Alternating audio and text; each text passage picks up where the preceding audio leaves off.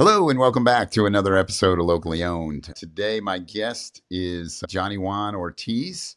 This guy is full of life. He has spent decades in mortgage lending, real estate coaching, community leadership. But what really sets him apart is he brings life. He's got this charisma and it just brings life into almost everything that he touches. He's the founder of Fun Life Coaching, a Ziglar Legacy certified coach, dynamic speaker. He's an MC for events and a community builder. He went from selling cars to launching coaching communities, Toastmasters, YouTube, you name it. Johnny has had his fingers in it. He is anything but boring. The secret weapon that I think is him is that his faith that business should be fun is what really is the fuel to his success. So if you've ever wondered how to turn your personality into a brand, then lead in because you're going to hear it right from a guy who does that. Johnny Juan, welcome to the show. Awesome, Dave. I'm excited to be on here with you. Yeah, there's so much in there, and it all just didn't happen overnight. I call it childlike curiosity.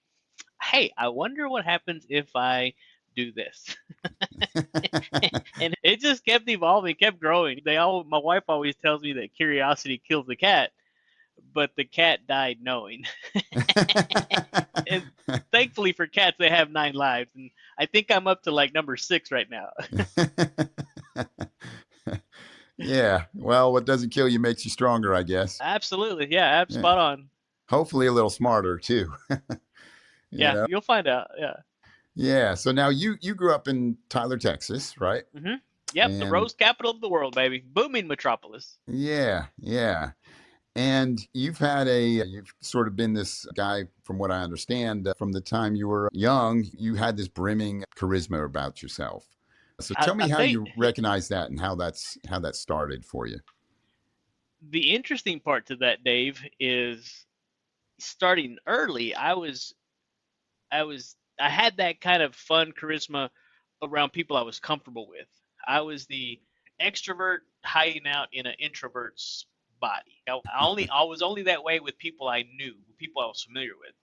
And having grown up in the restaurant world, I had made my way from cleaning tables. I was probably 12, 13 years old when my parents got me a job into the restaurant world.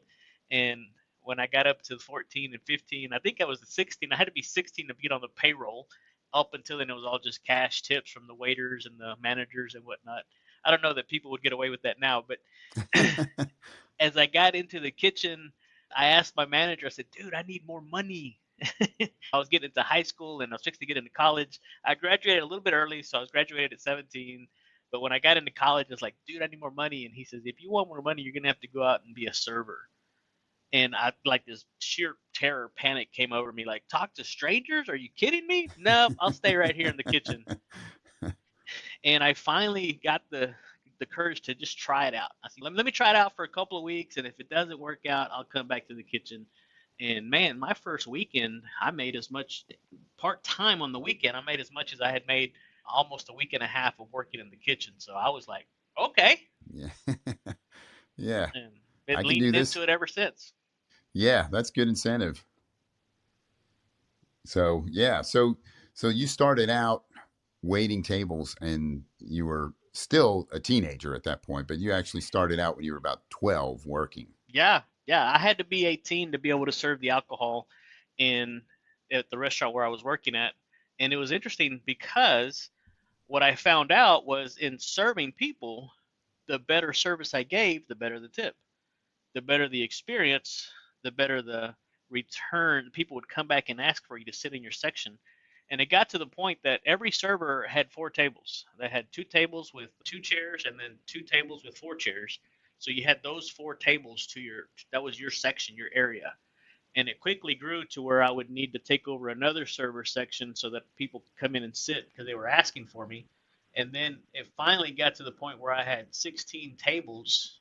I had one whole room to myself where I basically hired a busboy and I said, look, you handle the drinks, you handle the chips and the hot sauce.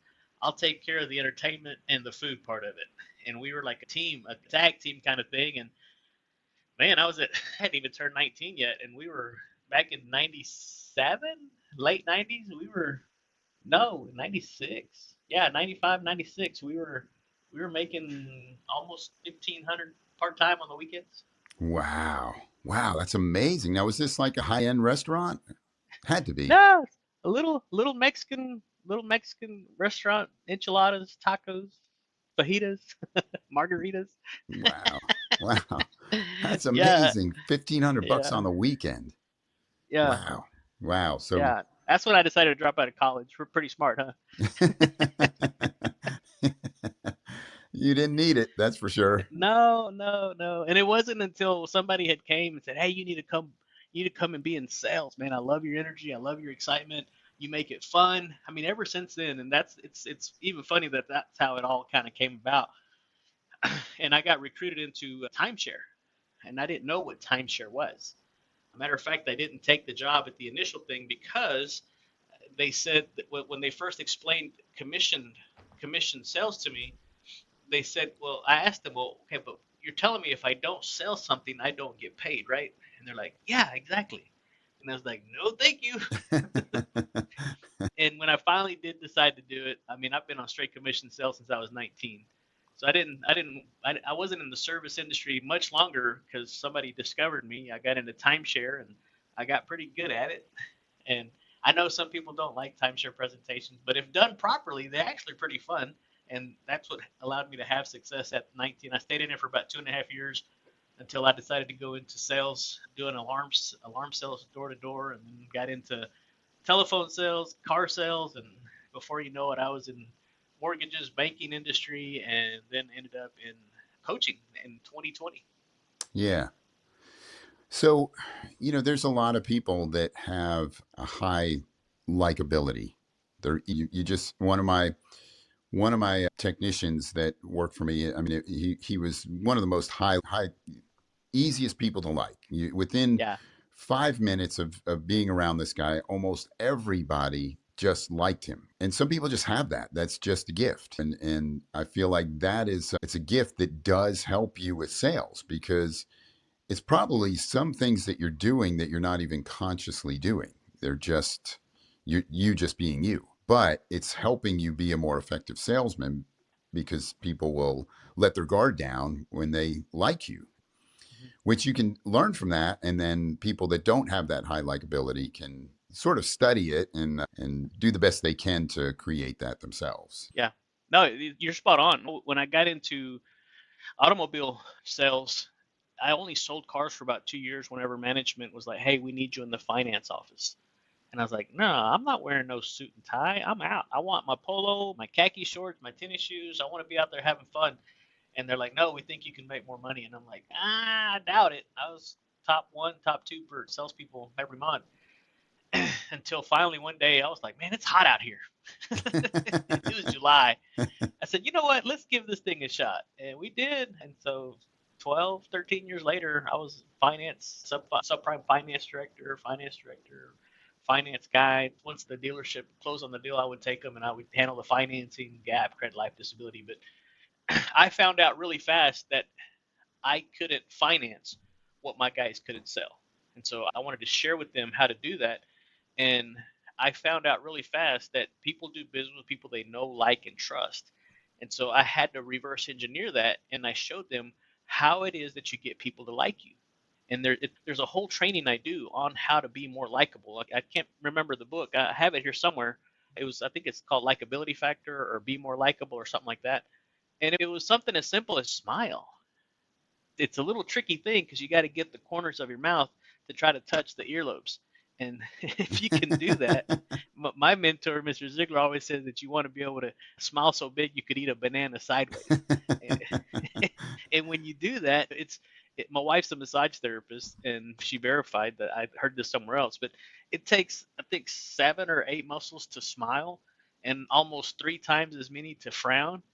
And unfortunately, there's way too many people walking around with a really strong face. Yeah. Well, you know what? I wasn't going to ask you this, but you got me curious. You do a training to help people with their likability. Give me that training in 2 minutes or less. Like, Sure, what does that look sure. like? So I tell people, you got the first thing you got to do is get people to like you. And how you get people to like you is you talk about them. You have to be interested and not interesting. Because if they like you, they're going to listen to you, right? The whole thing about two ears, one mouth, very, very, very simple. So if you get them to like you, they'll listen to you.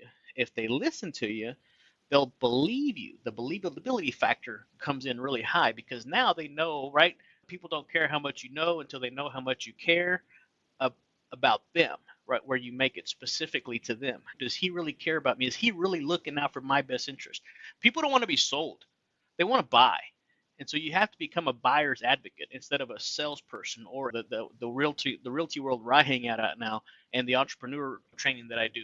People want to buy. People want to be able to gain something more of value than the money that they've worked really hard for.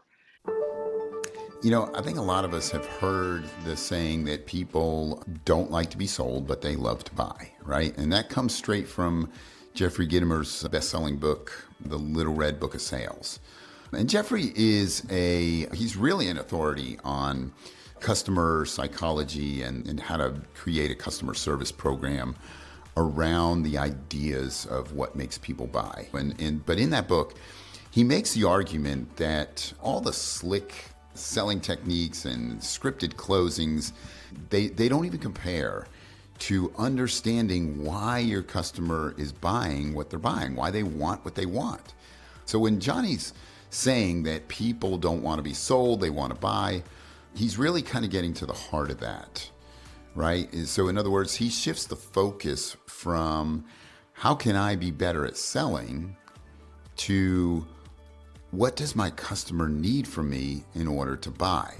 As business owners, it's not our job to take our product or service and go out and push it in the marketplace. It's really to understand why people want to buy our product or service and then craft our offering around that understanding. And so if they believe you, what they're going to do is you're going to ultimately get to that trust factor. And people have always heard people do business with people they know, like, and trust. Unfortunately, too many times they try to bypass all that other stuff to go straight to the trust or straight to the buy, and you haven't even earned the right. And so the training that I do, it shows you how that you can invert that Pareto principle, the 80-20 rule. Because what I learned in the car dealership world is that people were typically there for about the same amount of time, from the time they came onto the dealership to the time they left. And you can take any sales presentation and put this into it, whether you're a brick and mortar, a concept, an idea, a product, whatever it is, it's going to take about the same amount of time. The difference is too many people try to spend 20% of the time selling, presenting, showing they're doing their dog and pony show, and then they end up spending 80% of the time trying to close the deal. They're trying to put a square peg in a round hole. Right. If you'll invert that and get them to like you, listen to you, believe, trust you, you spend 80% of the time, you've earned the right to ask those difficult questions. Before you know it, the close simply goes a little something like this. So Dave, other than fiddling with the figures and making this fit comfortably within your budget, is there any other reason why you wouldn't take delivery or go ahead and take ownership of this product right here, right now? No, I'll take it. Great, perfect. Here you go. I just need a copy of your driver's license and insurance. I need your credit card. Did you want to set this up as a one pay, or you want to do this quarterly, monthly, weekly? How do you want to do this? Right. And you're not having to close the deal. One of the owners in the dealership would send other finance directors to come and shadow me so that they wanted to know how I was selling so many gaps and warranties and credit lives and disabilities. And they're like, dude, you're doing the same thing we are. And I'm like, yeah, it's a process. What I didn't share with them was that before they came to my office, I was out on the dealership, walking the dealership, saying hi to them on the sales floor. Hey, can we get you any water? Hey, have you been helped out? Hey, are you getting taken care of? Is there anything else we can get for you? And I would make it a point to talk one or twice, if not three times, to every client in the store in the event that they purchased. So when they came into my office, oh, you're the finance guy. I Right. wasn't a complete stranger. I'd already met them. I offered service to them, leaned in and helped them out, and was a friendly face, even though it was just brief. But by the time they came in, I did their paperwork. Oh, hey, you're the finance guy. Yeah, come on in, have a seat. Right. Right. Yeah, in a lot of ways, what you're doing is you're you're already answering some questions that they have in their mind so that when they get there, those questions are already answered. Like you gave them a glass of water, so they're like, "Oh, this guy cares about me. I can trust him." So by doing that, you're answering those questions. They don't have them when they get to the point of signing. They've already been answered. So Yeah, in essence, you're addressing a lot of the objections up front, yeah, and because a lot of the objections are never even verbalized. They sound a lot like, we're going to go home and think about it. right, And right, then you try to follow up, they don't answer, they don't come back, whatever the deal is. But yeah, if done properly, you're able to bring those objections to the forefront, address them, isolate them, make sure there's no other objections keeping them from moving forward, close on them, and take payment. Because a sale is made when there's a transference of enthusiasm, of excitement, emotion. Too many people, whether you're a business owner, salesperson, or realtor, try to sell logically. And if you try to sell logically with the analytical part of the brain, I mispronounced that word. I'm sorry. When you try to think about it analytically, logically, you're gonna go home and think about it, and the likelihood of them going forward after they've gone home and they've kind of cooled down, right. very minimal. Yep, yep. Oh, I know. Now, so you're crushing it in the world of automobiles and auto financing, and this is you've seen you're very successful at it. You figured a lot of things out with sales. A lot of it's come natural to you. How did you make the jump from that to real estate? So I had already developed a really good relationship with a lot of the local lenders in my community, and the decision was actually made for me. It was kind of a blessing in disguise. One day I come into the office. It's the Saturday. We're excited. We're handing out all these tips or cash tips. I train my salespeople on how to do a proper introduction and how to drop little subtle hints and seeds that increase their production. So every time I would sell something, a product, they'd get $5, $10, whatever that was. And then at the end of the week on Saturday, I would give them a cash bonus. That's all. It was all documented, so it wasn't cash under the table. And so we walked in one day, we had our meeting, we were handing out cash, everything was going smooth, and the GM asked me to go over to his office, and he says, "Hey, we've decided we're going to go a different route, and we're no longer going to be needing. You're not part of that plan." Man, I was like, "What? Are you kidding me? Wow. I'm being I'm being fired?" That was like my okay, that was my first time officially being fired without me knowing. The other time I got fired, I knew why. I was really young. But man, everything was going good. You couldn't tell me anything different. And I still to this day don't know why that happened. But it was a blessing in disguise because I just simply decided to take a few days off. I still stayed in the finance world, but I had built a really good relationship with one of the local credit unions, and they invited me to go become part of their indirect lending team. And that's where I got into the banking side of it and saw a lot of areas of improvement in their processes. And so we started making those improvements, tweaking this, tweaking that, teaching the loan officers how to make these little connections and upsells that they had an opportunity. And before you know it, we're 2 years, 3 years in, and we get audited for having grown the loan portfolio so fast. There's got to be some kind of violation of rules or something. Right. And we did.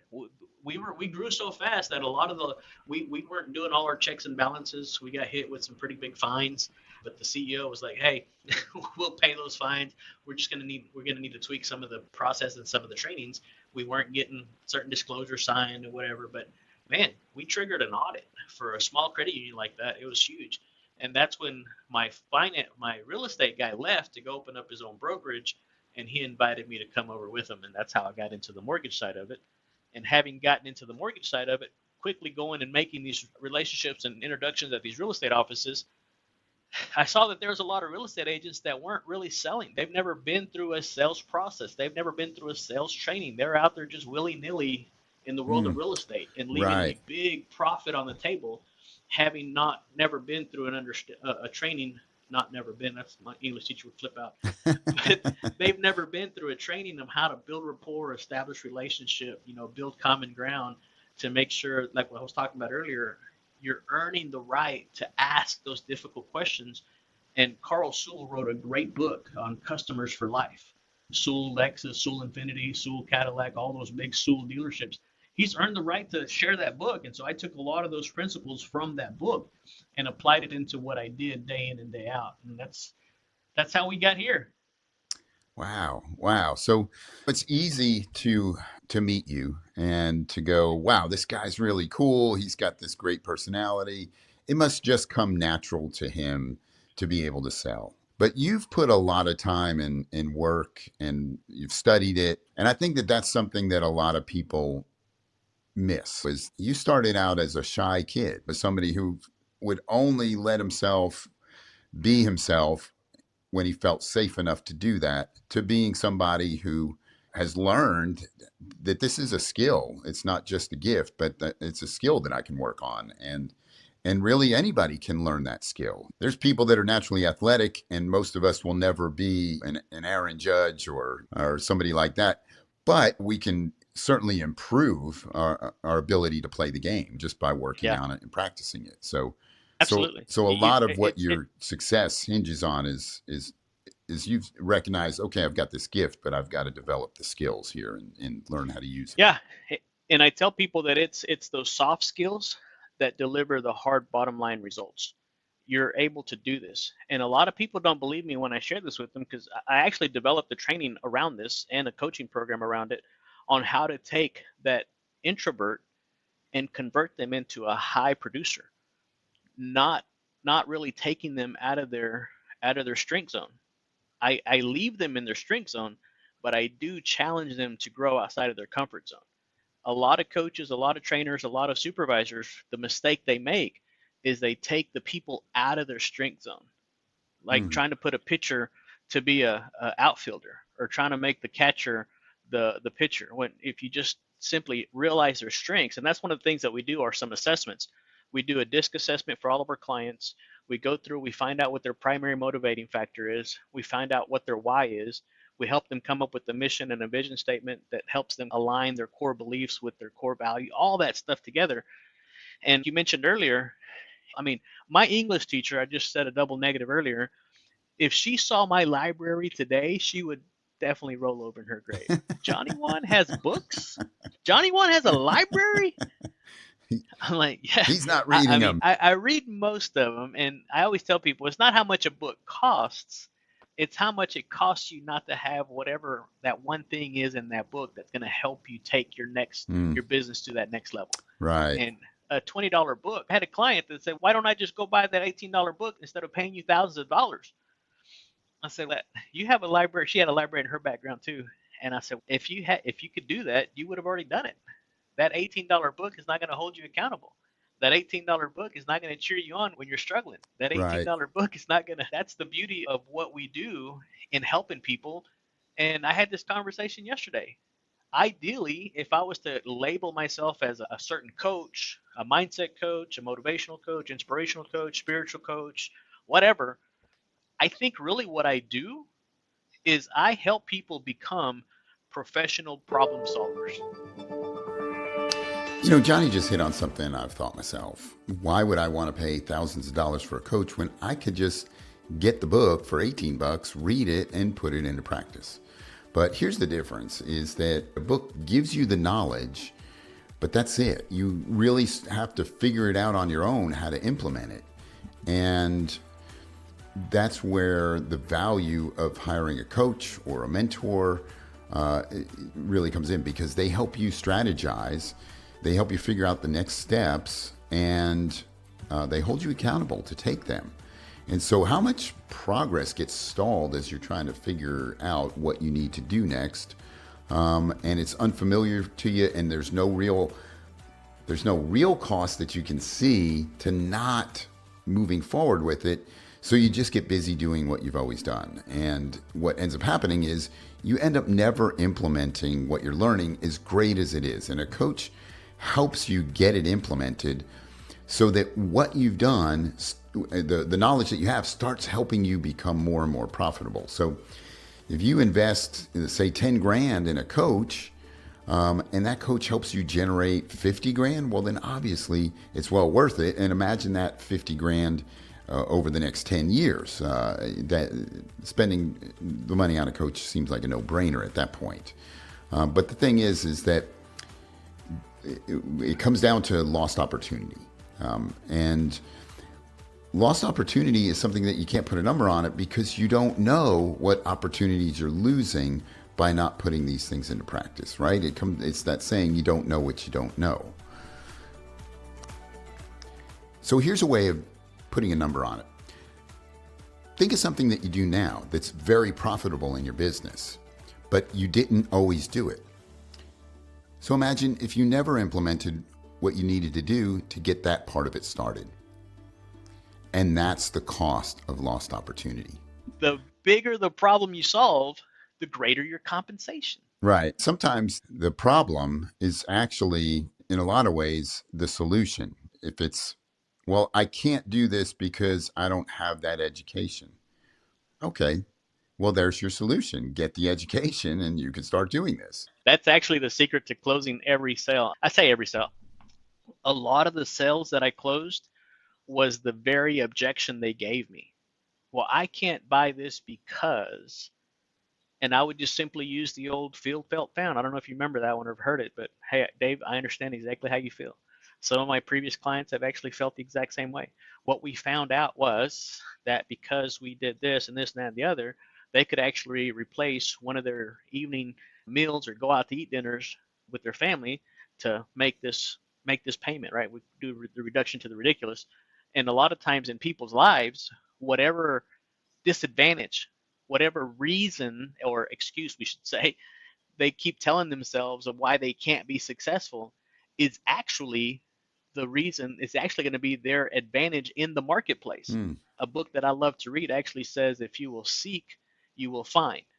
John Maxwell says every problem has within itself the seed of its own solution. Yeah. And once you start to get in there and dig around and start looking for it, you'll be amazed at what pops up. And you're like, ah, there it is. Yeah. Yeah. Yeah. And that kind of holds us back. Now, one of the things that I've noticed just by being observant and paying attention to life, a lot of times people do have gifts. And Mm-hmm. because they had something that came very easy to them, they didn't work. They didn't learn how to work hard because it came easy to them. But then when they got to a certain point where people could catch up, people were surpassing them, they didn't have the drive, or they just didn't decided not to put the time and effort into using that gift and going further. So Happened to me. it happened to you, but you Yeah. changed. So did you? What brought about that change? Was it a mentor, or was it just some crushing life I find situation? I finally got a coach. I finally got a coach because I thought that I could go get books and coach myself. Hmm. Yeah. But just like I told my client, none of those books woke me up in the morning. None of those books held me accountable. I didn't have to report my do's or don'ts to my coach the next Monday. And so that weekend, now I have my coach, my speakers coach, my business coach, my social media coach, my physical coach. I've got a few coaches in my life that each hold me accountable to a different area of my life. And whenever it wasn't until I got those coaches for that specific area that I wanted to grow in, that I grew. And each one I value each of them like you wouldn't believe. And I have had to cut loose on some of the coaching that I have, but man, if I could, and they're not long, 15, 20 minutes here, 30 minutes there. Yeah, they have an hour reserved on their calendar for, but it's not about the hour, it's about the value that we can get. If we can get on a phone call and he can help me get one insight that's going to help me unlock whatever I'm struggling with, boom, let's go. 10, 15 minutes. I'll pay you the same amount. Let's go. Yeah. Now tell me, you're reading books, which is helping you a lot, and you're figuring some things out. You decide to get a coach, right? So at what point in coaching did the light come on where you said, wow, because you can go into it skeptical and almost miss the help because you don't have the right attitude. So at what point did you go, okay, I wish I did this sooner, or how did that look for you? Dave, I'm a little slow. Matter of fact, my favorite book of all the books that I have in my library is this one right here, The Tortoise and the Hare. I'm the turtle. And the reason I say that is because I had a coach for 2 years and I didn't do anything with it. Man, Wow. I was even ashamed to show up to the coaching calls because I didn't do what I said I was going to do when I said I was going to do it. Hung in there for But 2 years. for two Wow. years, and then they finally asked me, "What's holding you back?" And I shared with him that I didn't believe I could do it. It was believability, right? It was the self-image thing. Who am I? Who do I? Imposter syndrome out the wazoo. It was just all over me. Hmm. And Hey, I don't know if you just caught what Johnny just admitted, but he had a coach for 2 years and didn't do anything because he just didn't believe in himself. And, we call it imposter syndrome, but, it doesn't just affect entrepreneurs, it affects all of us, and it affects us so much more than what we think. And there have been some really famous, powerful people, people in the Bible like Moses and Gideon, and who question whether they really should be the one called by God, as well as famous people that we know that admit struggling with it, like Oprah Winfrey and Tom Hanks. It shows up everywhere in a lot of everyday things. When we want to try out for a team, or when we want to ask someone out, or maybe speak up at a meeting. Whatever it is, we're all affected by it. And the real question is, do you believe you're worthy of stepping into this role that you've already been called to? he finally challenged me to, even though I didn't feel confident enough to go out and do it, to just try it because it wasn't going to be perfect, but just do it. And so I did. I went and did my presentation in front of a group of realtors, and there was probably 30, 40 people in the room. And I wasn't afraid of public speaking. I love public speaking. I've been working on that for a while. I was just afraid of making that offer and charging And somebody them the taking amount it. of money I was. Yeah. Then what do you And do? and so one person raised their hand and said, "I'll do it." And I was like, "What?" I didn't even have a way to collect payment yet. I was like, I didn't think anybody was going to do it. So we had to hurry up and figure out how to collect payment. Luckily, she wrote me a check for the whole thing. She paid it all up front. And I was like, oh. And then I was like, okay, let's do that again. Yeah. And we did it again, and we did it again. And then it finally got to the point to where instead of a $3,000 offer, we had 4 people take us up on it. 3 people bought. And so that same speech, after I had perfected on it and worked it up, we were able to get 3 paid clients into the program from a 45-minute keynote. And I was just like, wow. And so now I just go on social media, I go to events, I go to places, and I just introduce myself. And when people ask me what I do, I'm like, I help people solve their problems to live their childhood dreams in this playground we call life. And they're like, what? Nah, Yeah. yeah. What would it be like? I know I told this one lady yesterday, I said, how would it feel to know that you never have to worry about where your next sale is coming from? And she's like, oh, that'd be amazing. I was like, that's what I do. Wow. I said, well, here's my phone number. Let's set up a conversation. I'd love to share it with you. Yeah. Yeah. That's incredible. And you're not just saying that and hoping that it's true. It's true in your Oh, life. you can't. It's amazingly true. In my coaching program now, I have a full money back guarantee. I've done enough of these where if you go through this whole thing and you do and you turn in your assignments and you show up for yourself and you do what we've asked you to do when you're supposed to do it, if you get to the end and you did not at least double your investment, I'll give it all back to you. You can have it back. Wow. No questions asked. And no one's cashed in on it. But Wow. everyone that's gone through it has gotten some really good impact. And so one of my clients, we added it up. It was a little bit over a 10x return on what they paid me. Really? So yeah, so about a year ago, we ended up raising our prices considerably, and I was thinking, well, we added value, we did some other things, but I felt like I wasn't charging enough, and so and people are still signing up. I'm just like, ah. Yeah. Yeah. And my coach is saying, hey, you need to go up again. I'm like, no, this is enough. Yeah. No, that's I think that happens to everybody. It's a slow process of charging what you're really worth. I mean, the business that I had for years and came out of, that's a conversation that happens at almost every conference, at almost any time I'm talking to anybody in that business. Matter of fact, I just had lunch with a guy the other day, and this guy he's outstanding. He does outstanding work, and he's the owner of the company. And when he told me what he was charging, I thought that was per room. That was for 3 rooms. And I was like, oh my goodness, you need to be. And I told him, I said, you need to raise your prices. Gave him all these solid points of why he needs to charge more. But it's a barrier for people to get past because it has to do so much with their self image and we know every mistake we've made. And so it's hard for us to get past that and think that we're really worth something. Yeah, I went to a real estate office in Chicago at the last event we were at, and I walked in with my T-shirt, with my Live Laugh Loan T-shirt, and my jeans and my little light blue Hey Dudes and everything. And this real estate office was nothing but high producers and multi-million-dollar closers and all this stuff. And they looked at me and like, who's this guy? I walked in, I was like, hey, I know you're a high producer, but what would an extra closing do to your business? If I could guarantee you one additional closing per month, or okay, let's not go so every other month, and they were closing probably 700 to $1 million loans or homes. I said, if we could add one more closing to your book of business every other month, what would that be worth to you? Would you want to sit down and visit with me? And they're like, yeah. So these guys were suit and tie, and you could tell these were the really good suit and ties. And here I was, jeans and t-shirt. But I was not intimidated because I knew that whether you're $1 million producer or just getting started, the principles are universal. It's just a matter of will you do it or won't you? Right, right.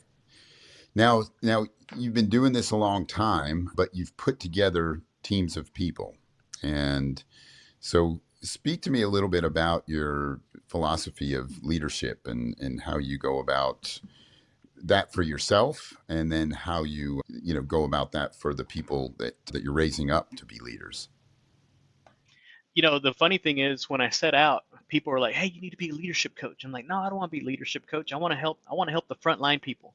I want to really, help the salespeople, help the people in the trenches out there doing the work. Those are my people. The blue collar workers, the blue collar salespeople out there closing the deals. Those are the ones I want to help. And it turned out that through all of the learning and doing and the disciplines that we had to learn, they were all leadership principles. And in order for me to be able to lead somebody else, I had to first lead myself. In order for me to be able to lead my family, I had to first be the example. And once I started to do these things, it was amazing how the consistency, I'll talk about the turtle story, my consistency over the last 2, 3 years worth of journey is what has led to my credibility.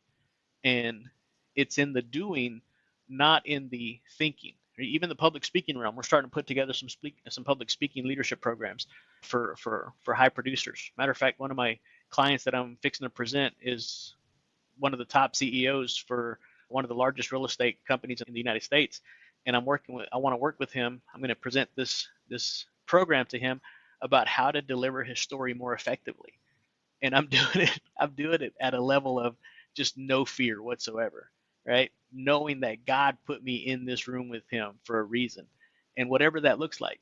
But leadership is really just being able to do the things that other people aren't willing to do. Right. Being willing to to take the step, being able to, as Stephen Covey, I use a lot of Stephen Covey in my coaching, is being able to see the end and begin with the end in mind. Right. What do you want to see? Where do you want to get to? And then reverse engineer that process. I recently had Jim Cathcart on my podcast, and he basically shared with viewers that how would the person I want to become do the thing I'm about to do? Hmm. And if you ask yourself that question, you might do things a little bit differently. So the question is, how would the person I want to become do what I'm about to do? Mm-hmm. Hmm.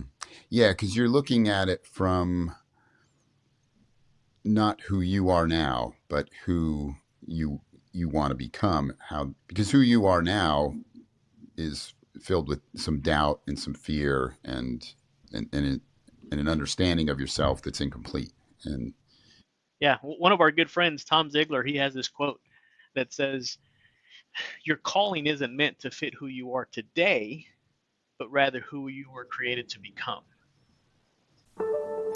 so here's the thing, your present self is actually not who you really are. It's just sort of a stepping stone to who you really want to become. Who you really are is this future self. And one of my favorite authors, Ben Hardy, talks about this in his book, Personality Isn't Permanent. And he talks about how every choice that we make today is either serving who we're trying to become or it's getting in the way of who we're trying to become. And most of us keep living out of an identity of who we've been instead of who we're becoming.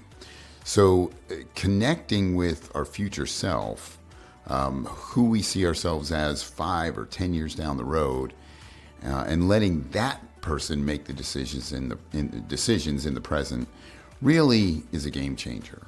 Because then having the discipline to live our life for our goals, it doesn't feel hard. It just feels more like alignment, and it gives you that energy to do what you need to do because you see that this version of who you're trying to become is counting on you to make decisions a certain way. So the question isn't really like, what do I really feel like doing right now? The question is, what does my future self need me to do right now so that I can become who I want to become? And when you live that way, that's essentially transformation, and you're getting to watch that gap between who you are and who you want to become close every day, and you're in control of it. And so, what does that look like? How would the person I want to become do the thing I want to do? So, if what you're about to do is it going to get you closer to your goal, or is it going to take you further away from it? If it's going to take you further away from it, then the answer is no. Hard pass. Do not collect $200. Go no. It's a no. And so you have to change some thinking. The legacy I'm changing right now is my physical. I've dropped a little bit over 36 pounds, trying to get to that 40-pound level because at the current rate that I was going, I did the death calculator. I don't know if anybody has that morbid curiosity, but I did. I went to deathcalculator.com, put in my height, my weight, and it told me when I was going to die. And I was like, even if it was halfway right. And then I went back in and I said what I wanted to change and everything. And because of the things that I've changed, I added 10 years to my life. Wow. Wow. That's amazing. Yeah. Yeah. So so I'm picturing somebody listening to this and going, okay, well, this guy obviously has a lot of some things he's learned. He's good at sales. He's good at speaking. And if they find that they've got some of the same things going on and have thought about, yeah, I'd like to branch out and coach people, or I'd like to get some public speaking gigs, where would you tell them to start? I would start with connecting. For a while there, I had a coaching call. The first coaching call, it was only I used to charge for it, and people would still pay for it. It was $150 for the first call, but you got a lot of material. I would give you a book. I would give you a journal. I would give you all, and so the 150 was basically to cover all the material, and then I think I profited like 25 bucks for my time. I found out that a lot of people were taking all that material and doing nothing with it. Right. And so I scratched that and I took the payment link off. And now hey, let's have a one-on-one call. Let's see if you really want that dream big and bad enough, that vision, whatever that promise or that blessing that you've been said that was going to happen to you. How bad do you want it? And johnnyjuan.com, you can go on there and go to book a call and set up a call with me. It's I think like 20 minutes. And if we decide it needs to be further than that, we'll book it out further than that. But it's a thing to help you get going in the right direction. I my guarantee for that call is that number one, I'll tell you up front, if I can sell you something, I will. But if I find out that you don't need me, I'm perfectly okay with that. I'm not tied to the result. I'm tied to your vision. What is it that you really want to do? One thing that I do guarantee and I can promise is that before we get off of that phone call, you will absolutely have a actionable, specific plan that you can implement that same day to start putting you on the trajectory to hit your goal faster than you thought. Because my goal in those 2 years that I waited to launch, really get the courage up to stand up and say, hey, this is what I do, this is why I do it, is my goal. I'm on a mission now.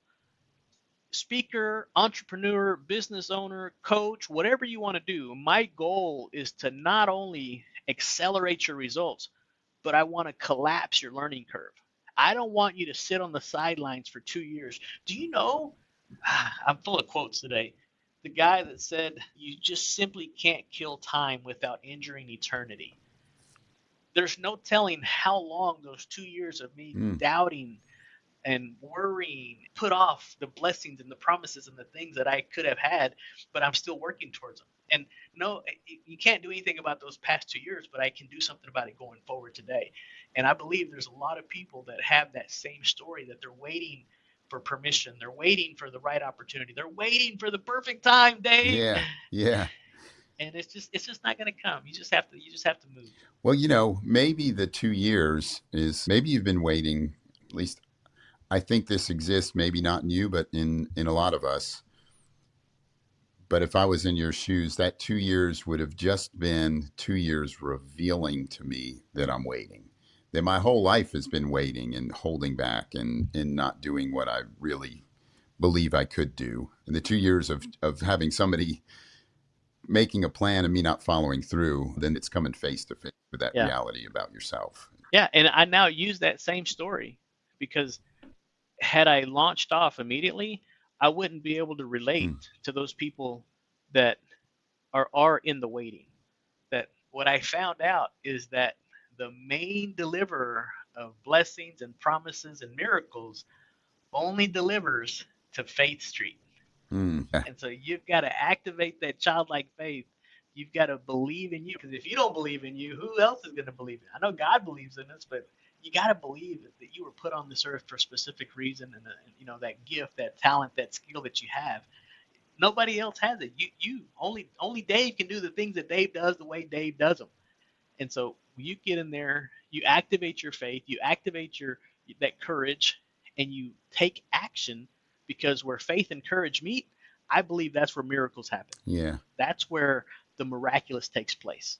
And whatever it is for you, whatever it is for the listeners that are watching this live or on the replay or however that works, I believe that you're just one conversation, you're one decision away from a totally different life. And the longer you wait to take that decision and to make that first step, oh, you will never be the same, ever. Hmm. It's a scary ride, but it's kind of like being on that roller coaster. You scared the mess out of you, but at the end you're gonna Yeah. if your heart's not beating a little heavy, you're not trying hard enough. I was going to ask you about your faith, and we'll get to that, but just sort of to wrap up my question there. So, if somebody's thinking about that and says, boy, I've got this dream of doing this, and I really feel like I've had this potential, I see it show up here, and I've been able to do these things, and they really know that something's holding them back.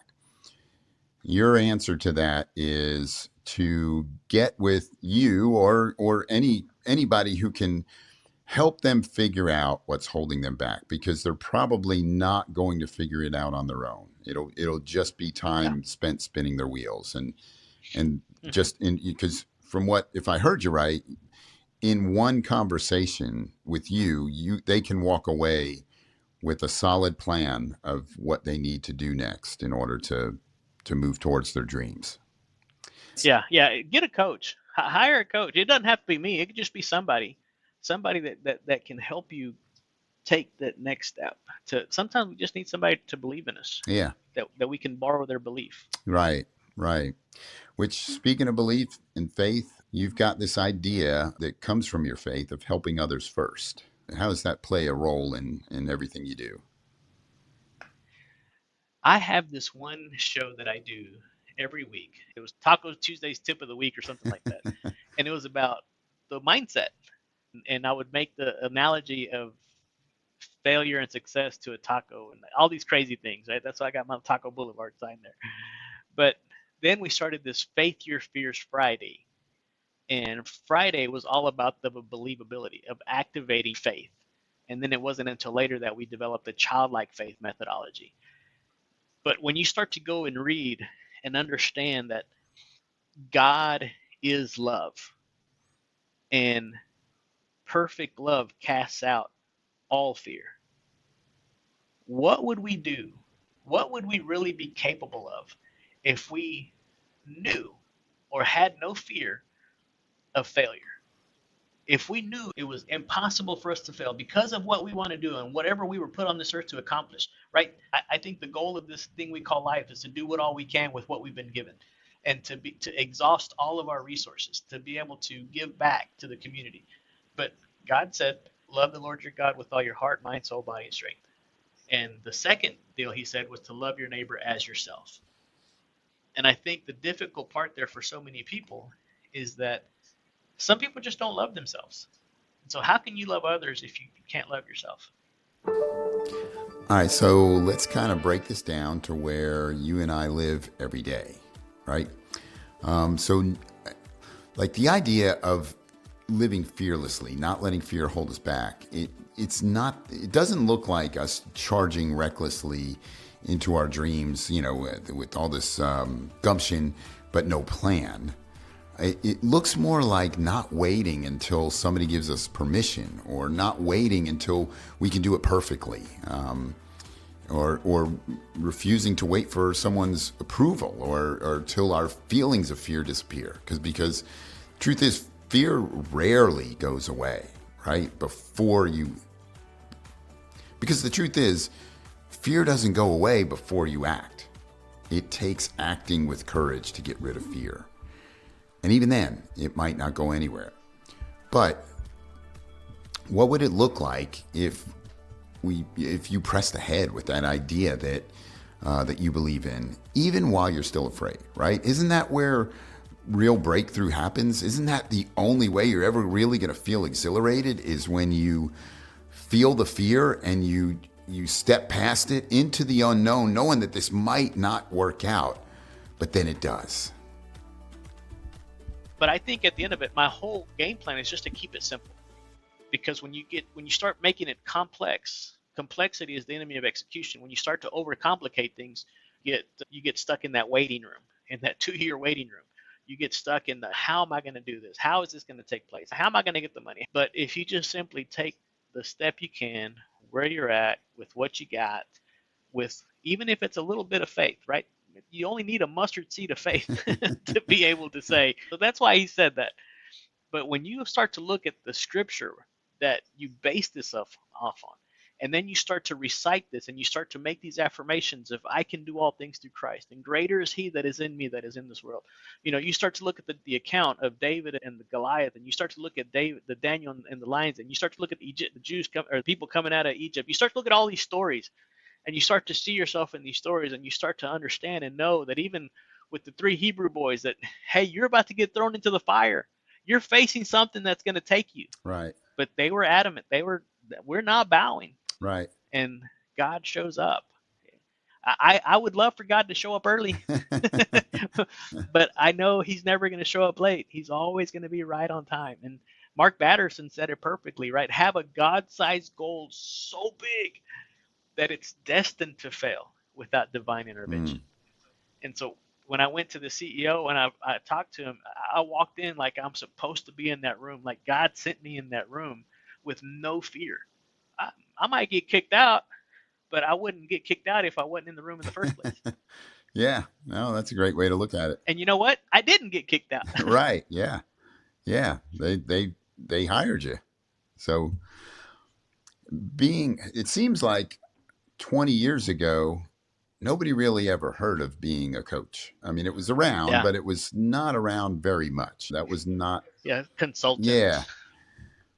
Now it seems like almost everybody wants to be a coach. And so Yeah. people can get this sense, and I understand it, that if everybody's trying to do it, then there must not be much to it. If everybody and anybody can just be a coach, then what is this to it? But just from knowing you, small amount I do, I can tell you've got a lot of experience with a lot of things. You've had a lot of success that other people would want, so you can guide them. But you're also a Ziglar Legacy certified coach. So Hmm. how does that? I feel like that separates that sets you apart. You know, that says something that someone who doesn't have any certification just has some experience doing things and wants to help people in that area. But being a Ziglar Legacy certified coach, how does that set you apart? A lot of times when I first got my certification, I went out and I was like, I'm a Ziglar coach. I'm Zig Ziglar certified. I almost try to say it in that Yazoo City accent. And a lot of people were familiar with Zig Ziglar. Also found out there was a lot of people that weren't familiar with Zig Ziglar. But at the end of the day, the certification just kind of got me in the room. The rest of it was up to me. The rest of it was what do you bring to the table? I love the fact that Mr. Ziegler and Tom, they have given us the, I call it the foundational programs Mhm. to be able to help people get started in the right direction. Choose to win, see you at the top, building the best you, building winning relationships, top performance, goal setting performance for me. There's all these great, we can coach a person for probably 5, 6, 7 years and never repeat the same lesson again. And so that's given me a confidence that I normally wouldn't have. It took 2 years to really lean into it, but now I can, with the resources they give us, I've popped into a deal and they're like, hey, can you do one of the speakers didn't show up one time at a meeting. And they're like, I guess we'll dismiss the meeting unless anybody has anything they'd like to share. And I got something. Jumped into the Ziglar page, the back office, downloaded the presentation, and we did a full blown PowerPoint on or a keynote on Choose to Win, and the people that were in the room were, wow, you pull that out of literally. Yeah, I wasn't prepared. I didn't go there planning on doing it, but the resources behind Ziglar and all the people that he influenced. I mean, it's been noted that before he passed away in 2012, he had impacted over 250 million lives, and many of those people are still impacting other people's lives. And so when I got the Ziglar Master certification, the Master Coach certification in 24, it basically gave me permission to tell them, and for the first 6 months, I was like, I'm Ziglar Master Coach. Now, I don't, I mean, I'll bring it up if I need to, but now I'm confident in the materials that I've learned through Ziglar, in the experiences that I've had, and I'm actually, I just finished coaching a physicist. She's extremely smart, really really brilliant. She's one of the last known people alive to have been in the same room with Albert Einstein. Part of the Genius Network. I didn't even know that existed. I guess you have to be one to know about it. But we were coaching her through a program, and it was interesting because as smart and as intelligent as they are, intellectual, they were missing a few little key components on the people side of it. And so we were able to connect that practical, pragmatic, human element side of it to it. And we were able to help her close a business in the 7-figure range. And she's like, wow, I would have never been able to do that. And that was because we knew her type of personality versus her silent partner's dominant personality. We put the two together and got them speaking the same language, right? Another one of those Covey things of seek first to understand, then to be understood.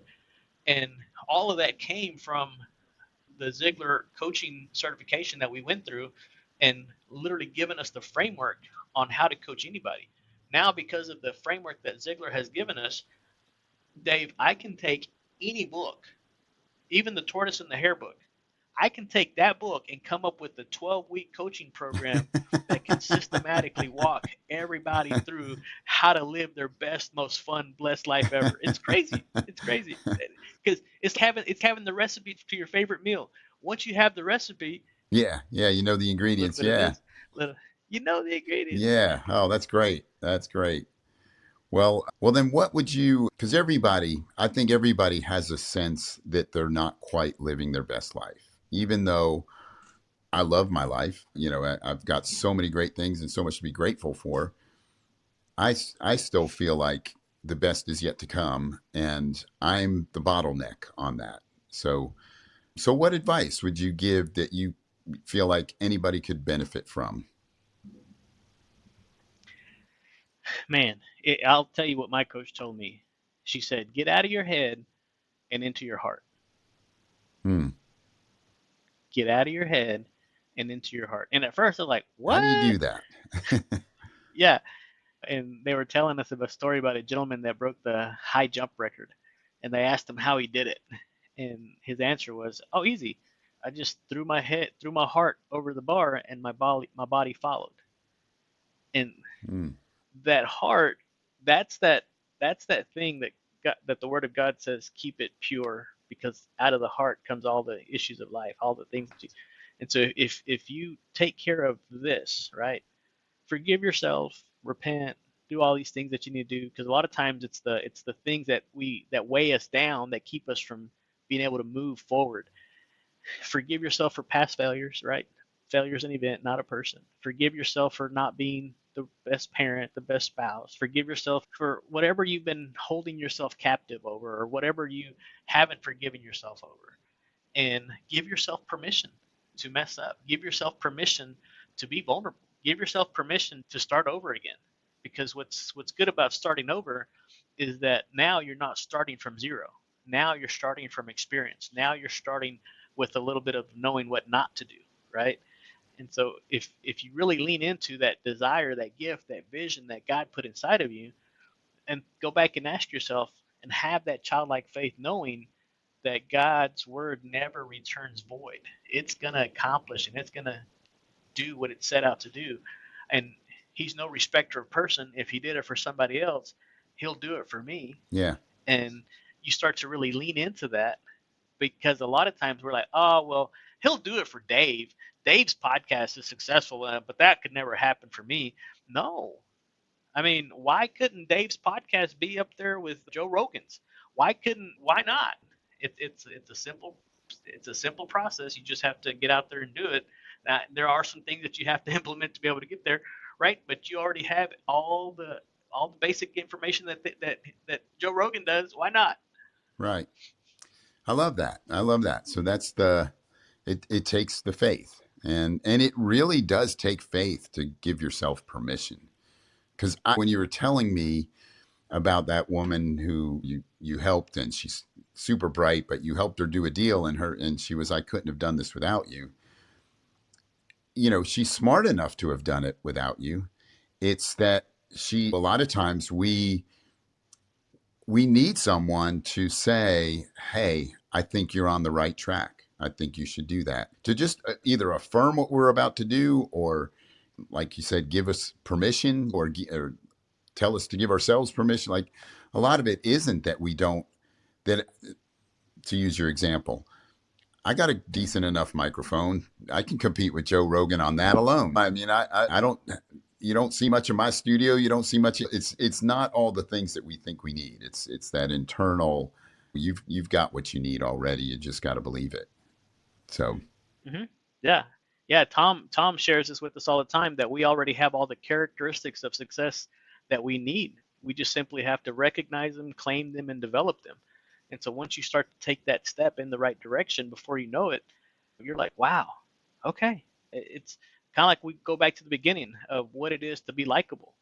I mean, pick up a book, or call me, find out. Mr. Ziglar, one of his favorite quotes, he's always said that if you see someone without a smile, give them one of yeah, yours. It's the one thing you can. It's one of the things you can give away and still retain 100% of the benefits. yeah, I love that. Well, hey, we're going to wrap up here. Johnny, I cannot wait to get this episode out there. People are going to love it. They're going to learn so much. They're going to love you. If anybody wants to get a hold of you and learn more from you, get some help from you, how do they do that? Yeah, just go to johnnyjuan.com. If you go there, JOHNNYJUAN.com, it's going to pull up all my social media platforms. It'll pull up my website. It'll pull up my links. It'll pull up my email. It'll pull up my phone. Everything that you know to get in contact with me is right there. So you were able to get johnnyjuan.com as a domain Mm-hmm. name? That's amazing. Yeah, Wow. Fantastic. it was $1.99. I was like, what? Let's Nobody go. had it? Wow, that's amazing. Nobody had it. That's amazing. Well, great. Well, Johnny, It was meant to yeah. be. Can't wait to get this episode out there. Like I said, thanks for being on the show. I hope you have a great day. Absolutely, man. Appreciate All you, Dave. right. All right, before we close out, let me share something real with you. Every day I work with small business owners who've built great businesses that provide for their families, support their lifestyle, give them a lot of pride. But here's the thing. When it comes time to retire, most of those businesses aren't really sellable. They just don't transfer well to a buyer. They don't have what buyers are looking for in a business. And so instead of them having this great asset that they can cash out on, too many owners are just going out of business. They shut the doors, maybe sell, liquidate the assets, and walk away.